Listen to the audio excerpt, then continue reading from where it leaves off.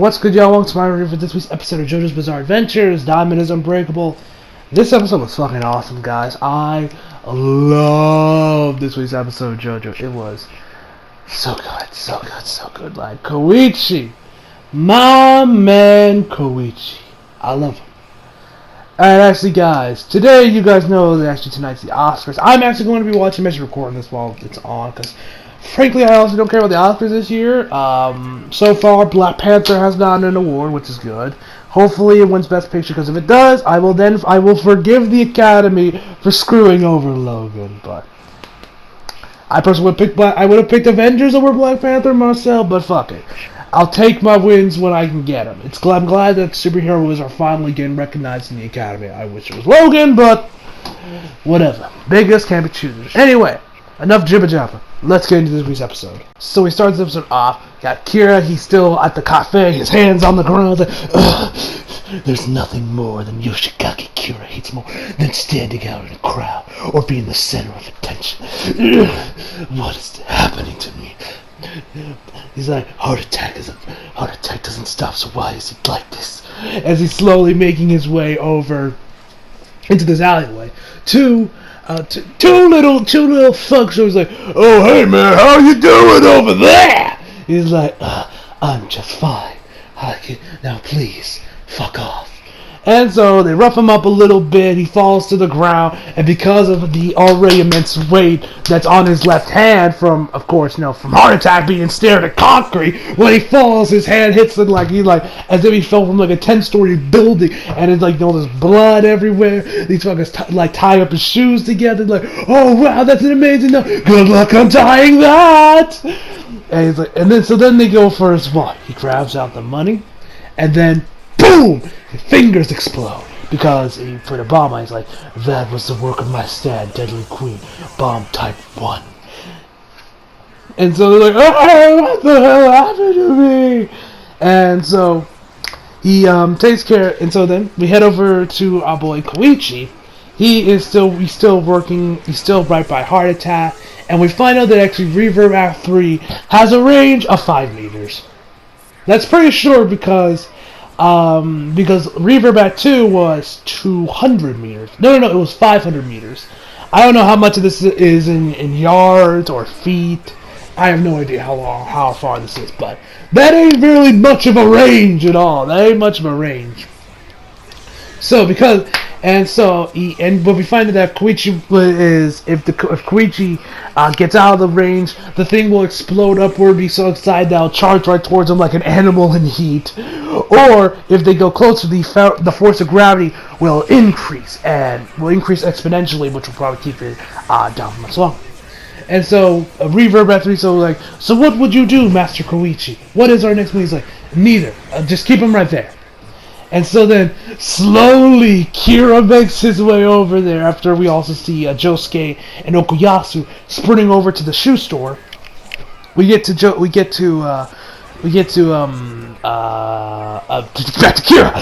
Kira. I was slipping my mind for some reason. We get back to Kira. He's standing there, and he's like, I heard there's a new gym opening up by Yoshikage High School. Not Yoshikage, or like a Yokosuka, whatever, opening up by the high school. I think I might sign up. I need to start building up my strength. Because, of course, from all this weight he has to hold down, it's very hard for him to keep his hands up. It's like, but at the same time, I don't want to be, but hopefully I want to. He goes on about something about towels and, being with swimming in the same pools as these Neanderthals or whatever. The man just doesn't like being around people, honestly. And he's like, please, tell me, how many more guests should I expect in this party?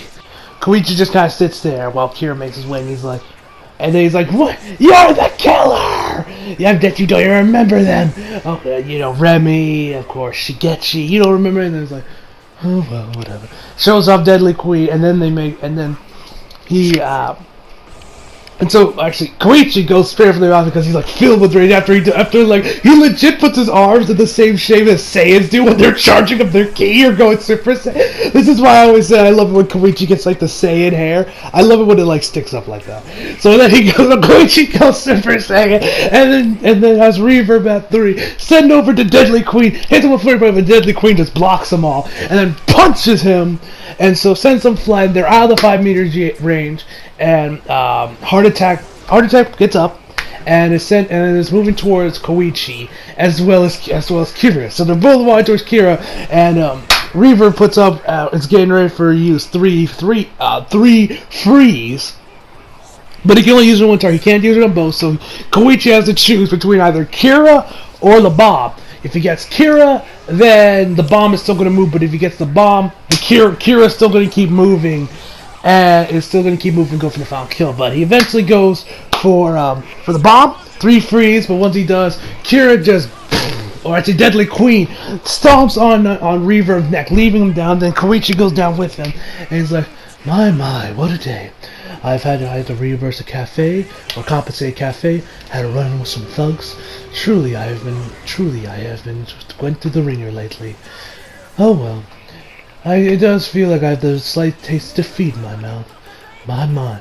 You truly have earned my deepest respect, boy. You really are something. Koichi says nothing. He's like, what's wrong? I gave you my deepest respect. The least you could do is converse with me. And I love the way Kira looks at this side where he kind of like leans over with his hand down, like, the least you could do is converse with me. After he asked him, like, tell me, do you have any tissues on you? He's like, I don't have it. That's fine. Use mine. And then he punches Koichi right in the nose. Now, I actually saw this scene beforehand through a meme. It was I'll leave it if I remember correct. If I remember, I'll leave it up in the iCards above if you guys want to check it out. Yeah, because it was a pretty funny meme. I saw that meme like years ago, way before Part 5 even got announced for an anime, way before I was even watching Stardust Crusade. This was an old meme. It was like back in like 2016, I think that thing came out, right as I think Part 4 was airing. So I saw the scene already, and I was hopeful. I kind of feel like Koichi was going to die in this episode because I saw what happens at the end of it. But thankfully, Araki didn't kill off Koichi, thank God. So he socks him right in the nose, and he says, "Careful, your nose is bleeding. Here, remember, so you get." And then he just like, "How about you put a sock in it? No, what? Why don't you take the whole foot?" And he's like, "You sticky little bootlicker." And then he throws him into the stove, and he talks about how, I am over here groveling on the floor just like you. Unlike you, I take it with grace, but yet you are with your incessant whining. Take a cue from yours truly and put up with the pain. And then he grabs him by his hair and slams him against the pavement over and over. Like I said, guys, I love Kira, but in this moment right here, I fucking despise Kira. I hated him with all of my rage. This moment, I'm like, you bastard, get your hands off of Koichi. So he's like bashing his head against like about 5 times. Then grabs one tissues and starts wiping away the blood. There. Eat blood or otherwise, congestion leads to slow cognition. And he's like, in a minute I will vaporize you with Deadly Queen. And he's like, your name is Yoshikage Kira. Kira is shocked by this news. He's like, what? Why, you act surprised? All I said was your name. You said you had to reimburse the cafe. You couldn't give me a better clue if I asked. And then Koichi moves over. We see that there is his wallet. Showing off his driver's license. Like, and then he picks it up. He's like, I don't know how the two are related. Which I'm too, like, I don't know how he says, I had to reimburse the cafe, leads him to taking his wallet. Like, can someone explain to me what's the relationship here on why that is? But for whatever reason. And then he's like, so then Koichi's like, I will see you on the other side, you murder-happy bastard! It's like, that's enough!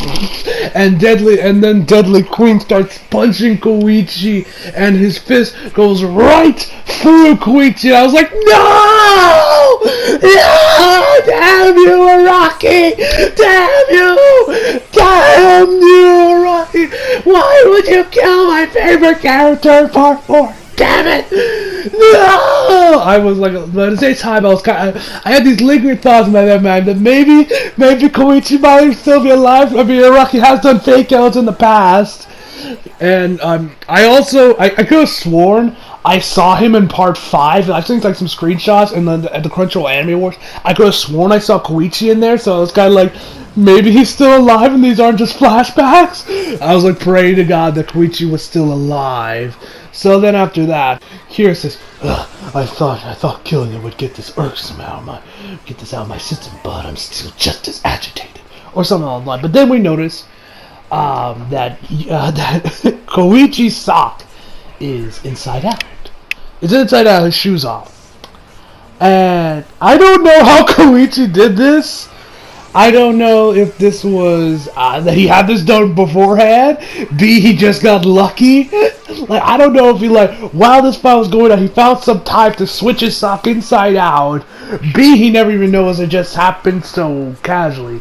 Or, I don't know. He either planned this or it was just a complete accident. But if it was planned, Koichi's a fucking genius, man. Because I've noticed, if I remember correctly, like, a lot of serial killers out there, especially guys like Kira, usually have OCD, which, of course, you know, it was like a obsessive compulsive disorder. And because so they always, it's so like little small stuff always irks them, which does happen to be like, some people might say, like, you know, you like eating a bag from the bottom up. That could irk some people as well as having your sock inside out. So Kira looks at it and says, oh, I guess it doesn't bother him. And then he starts sweating. He's like, I can't take it. Well, you're so right. So then he literally takes Koichi's sock, puts it inside, puts it in the correct order, puts it back on, puts a shoe on, and back on. He's like, there. Now that's much better. I got that disgrace out of the way. I don't know if Koichi did that on purpose or not. If he did, he's a fucking genius. But then Jotaro comes up because he's actually before that. Kira is about to, like, you know, slice. Is about to turn Koichi into a bomb. So he has Deadly Queen put his hands up and then has it flying. He's coming right towards Koichi. He's getting, I think it was like his school ID is going to turn into a bomb. But right as it's about to hit Koichi, Star Platinum blocks the attack. And I think he also like gets a punch on him too. No, he just blocks the attack.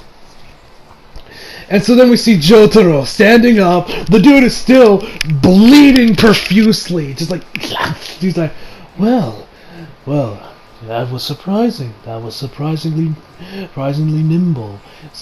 He's like, well, I still got 20 seconds to spare. I have 20 seconds left to get out of here.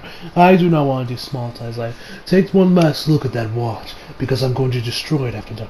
By the way, when I say it, I mean your face. And then Jotaro goes down to a knee. And Kira's like, you must be some blithering Neanderthal if you think you can beat Yoshikage Kira. And right when he says that, Jotaro, I guess he was playing possum, punches Kira right in the face, and then Star Platinum just starts wailing on him. Auras like you've never seen them before.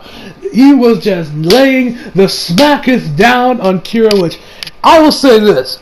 If you want to judge the quality of a JoJo villain, how you can judge it by how satisfying Star Platinum's beatdown of him is today. Like, if he's a really damn good villain, then you just get this immense satisfaction of watching Jotaro just beat the living shit out of him. You got theme playing and everything. That's how you can tell a good JoJo villain today. Because that's what I mean with Kira. I loved him, and when I sung his anthem, just right after he did all that stuff to Koichi, I was just like, yes! It was the most satisfying thing ever. And so then Kira sent flying into some trash cans. He's knocked out Kanye. He's like, Koichi, thank you for holding down the fort. You truly have matured. You have my deepest respect. And then he falls to the ground. Josuke and Okuyasu show up.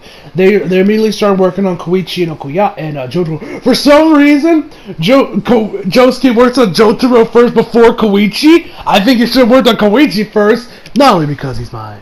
No, mostly because he just had this massive hole in him. But I don't know. I mean, granted, Jotaro's been bleeding a lot longer, but whatever the case may be, he does Jotaro for Okuyasu is looking out over Koichi, and then we slowly see Kira. He's starting to wake up, and and it's like and then he's like, shit, Josuke and Okuyasu. So he tries to get away, but Josuke and Okuyasu finds like, hey, turn around and don't do anything stupid. Yeah, did you hear him? Turn around and show us your face. And he turns around and he's like, oh, please, I was in the blast range, please, stay away from him, the bomb's gonna go off, I was in the blast range. He's like, I'm just in office, and then Josuke's like, whoa, man, calm down, man. He's like, I'm an office worker that was just passing by here, I was in the blast range, it's hurting all over. He's like, careful, man, I can heal you up, look at he split.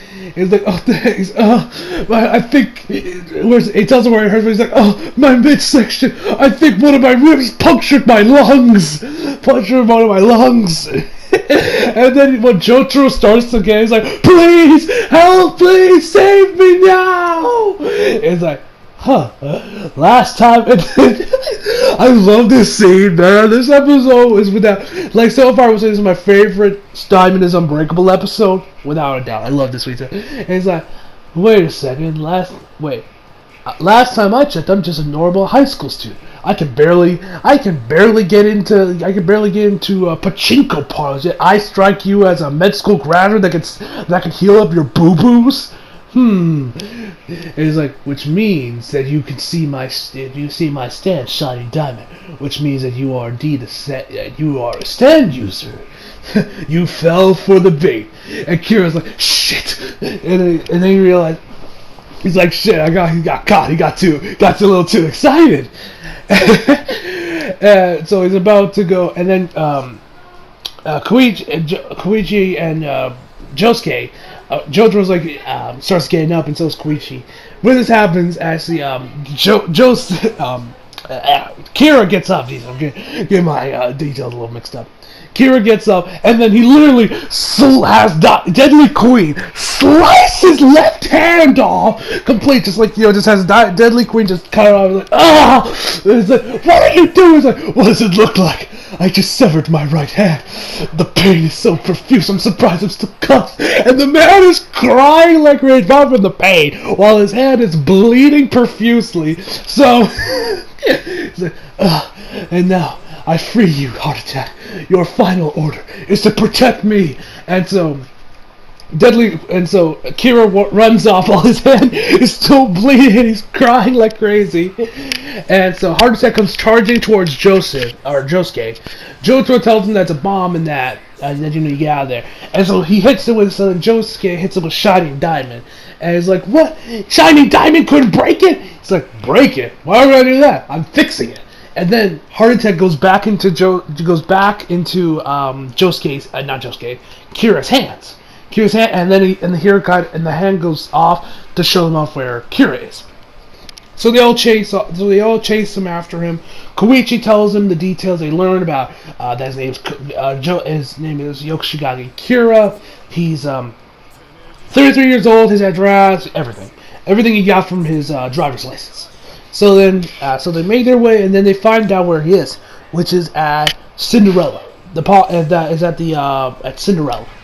So like, oh crap! And then the hand slowly pushes through, and then they get inside, and then the whole rest of the episode here kind of like shifts to a more black and white kind of aesthetic a little bit. And I noticed some weird. Oh wait, before Josuke's cheers, we see Kira. He's running down to where his office is, and then they're all like, "Oh my God, Lace, do you see that?" And then they yell like, "Kira, what's the matter? Why's your face covered in blood?" And then he's like, "Oh, hello everyone. Is it time to go now?" And then he literally shows them his dismembered arm or hand with a cut. It's just bleeding profusely, and they just all start running. I was like, so we get to Cinderella. It switches over to more black and white kind of thing. they find what's her name, the stand user Cinderella, and they also find this other dude, which they first think is Kira, and they say he's dead. But they, after a close inspection, they realize that it's not Kira, and they see that the stand that Kira's hand is making its way over, it's trying to open the door to the outside. And she tells them that they actually switched, that she made him, they killed this dude, and that she made her use Cinderella to change his appearance, by that I mean his face, his hair, and his fingerprints, as well, so that he can, stay hidden. And then Josuke tried, and also I noticed that there was some censorship here a little bit, but judging from the fact that these are indeed the uncensored versions of JoJo, I think these were more stylistic choices rather than straight up censorship, because we see his hand and we see it all in its blood and everything, while the sub, of course, usually that whole area would be covered completely black, but here, it was black, and so was some of the holes that was in the woman's like throat area. I think it was either her throat or her chest, where they had some holes. Those were also covered up as well. So, judging from the fact these are indeed the uncensored, I think this is more just like a stylistic choice rather than just straight up censorship. Because, as we know, we get the uncensored versions here on Tsunami. So, I'm pretty sure it's more of a stylistic choice. Although, might have been some censorship they forgot to get rid of. I don't know. Anyway. So she's like telling him, like, his face. She doesn't tell what the face is, but then she explodes, and then we see Okuyasu use the hand to, I guess, get rid of most of the blast radius and all that's left, but they still got some kickback on their bolts, and they're all sent to the wall. They see the hand go through the door. JoJo goes after it, and then they just see this trail, this sea of bodies that they're making all these work guys, of these office workers, I should say, and they're all making their way home because it's around that time where everyone needs, after they're done with their 9 to 5s. And then you got Koichi like, "Yo, Chicago Kira, you bastard, you coward!" He's screaming to him like, "Face us!" And then JoJo says, "So he managed to get away. Huh, you can bet your ass he's staying in Morio. He got a new face, identity, and everything. So he's not leaving Morio, so they can still find him." Now, I won't lie, I have seen what Kira's new face looks like, just from obvious reasons, just like, just scrolling through Twitter and everything. I mean, this anime season is pretty old, so you're gonna see that kind of stuff eventually. So I have seen Kira's next 2 looks that he gets from the rest of the anime. I won't spoil it for obvious reasons. I won't spoil it, but I'm definitely curious with this new Kira, what they're gonna do with the new Kira. Like that whole stuff's gonna be interesting with Kira's new face and everything. Yeah, that's about it. That's where the episode ended. Overall, love this week's episode. JoJo was just so fucking good this week.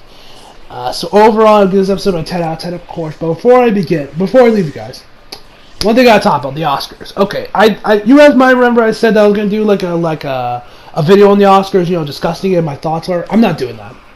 I'm not doing that shit. So allow me to talk about the only thing. Number 1, Black Panther did get a decent chunk of the awards. It got, I think it got Best Original Song, or Best Original Score, I think it was. Best Original Score, some costume designs, and production design, I believe it also got. I don't think it got anything major, like screenplays or anything, but the one thing that really pissed me off was Best Picture. Okay, now like you said, guys, I wouldn't even have voted for Black Panther, put it in there, but I would have picked Avengers Infinity War instead. But I said then, if the Academy gives it to Black Panther, I will forgive them for Logan. And guess what? Black Panther didn't win. They gave it to Green Book. I haven't seen Green Book. Will I? Probably. Eventually. I don't know. I'm just so fucking pissed because I'm sick and tired of the Academy treating superhero movies like they're nothing. I don't even know if Avengers even won Best, CGI or special effects. I mean, it better have with those effects they did with Thanos. But yeah, I'm fucking pissed, man. I was fucking pissed off about that shit. You guys can see it on my Twitter, my Instagrams. I was fucking pissed and pretty livid the fact that JoJo didn't, that Black Panther didn't win. Because I'm sick and tired of the Academy treating superhero movies like this. You guys know how fucking pissed off I was about Logan. You guys know how fucking pissed off I was about Hereditary, but I mean, at least Spider-Verse got Best Animated Film, so I'm not completely pissed off. Anyway, so hope you all enjoyed the video. Leave a like if you did, subscribe if you're new. Follow me on Instagram, Twitter, links down in the description box below. And as always, come back for more. See you guys next time.